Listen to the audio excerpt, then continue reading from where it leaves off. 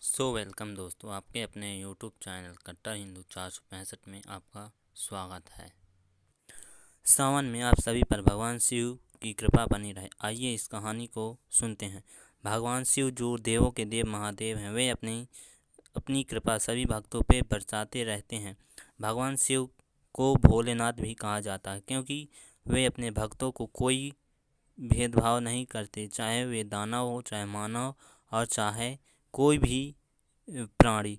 वह अपनी कृपा सब पर बनाए रखते हैं और सब पर बहुत ही जल्द प्रसन्न होते हैं। दोस्तों, आप तो जानते ही हैं, हम आपके सामने सच्ची भक्ति अर्थात एक भक्त और भगवान की सच्ची कहानी लेकर आते रहते हैं, और आज की कहानी भी यही है, एक भक्त और भगवान के बीच की कहानी है। आइए शुरू करते हैं। एक ऐसी घटना जिसे ब्रह्म पुराण से लिया गया है कि प्रभु की भक्ति में कितनी शक्ति होती। जो ईश्वर की भक्ति में होता है, उसके स्वामी स्वयं ईश्वर ही होते हैं। यही कहानी परम शिव भक्त की, जिसके सामने मौत को भी हारना पड़ा। एक समय की बात है, जब गोदावरी तट पर एक ब्राह्मण रहता था, जिसका नाम था श्वेत।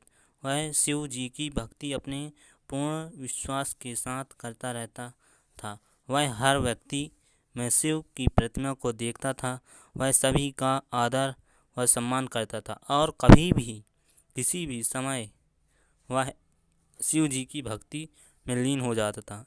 दोस्तों, भक्ति की कोई समय नहीं होता। भक्ति आप चाहे किसी भी समय कर सकते हैं। और एक दिन शिव भक्ति करते करते उसकी आयु पूर्ण हो चुकी थी।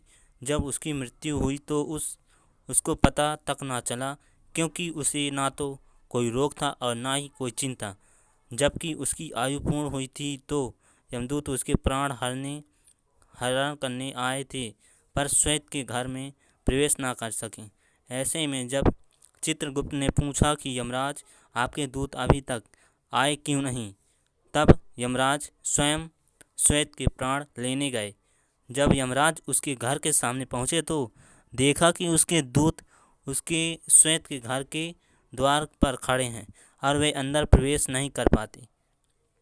जब यमराज के पूछने पर उसके दूतों ने बताया कि श्वेत बिल्कुल सुरक्षित है, उसकी रक्षा स्वयं शिव जी कर रहे हैं।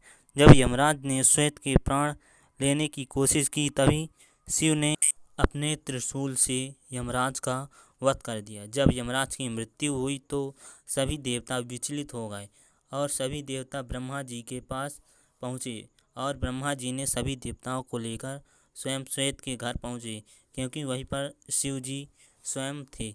वहाँ पहुंचकर सभी ने शिव जी से प्रार्थना की कि आप इन सभी को जीवित कर दीजिए।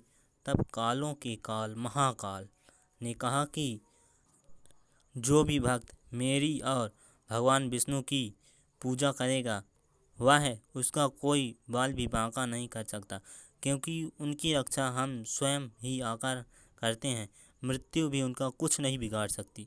बाद में भगवान शिव ने गोमती नदी का जल हाथ में लिया और यमराज के दूतों पर डाला, और वे सभी जीवित हो गए। इसका मतलब है कि भगवान शिव अपने भक्तों की रक्षा के लिए स्वयं धरती लोक में आकर रहते हैं, और उनकी भक्ति में इतनी शक्ति होती है कि वे भगवान शिव को बहुत जल्द ही प्रसन्न कर सकते हैं। दोस्तों, सावन का महीना है, आप अच्छे से भक्ति कीजिए और भगवान शिव को जल्दी से जल्दी प्रसन्न करके कुछ भी आप मांग सकते हैं। धन्यवाद। आज की कहानी यहीं समाप्त होती है। धन्यवाद दोस्तों।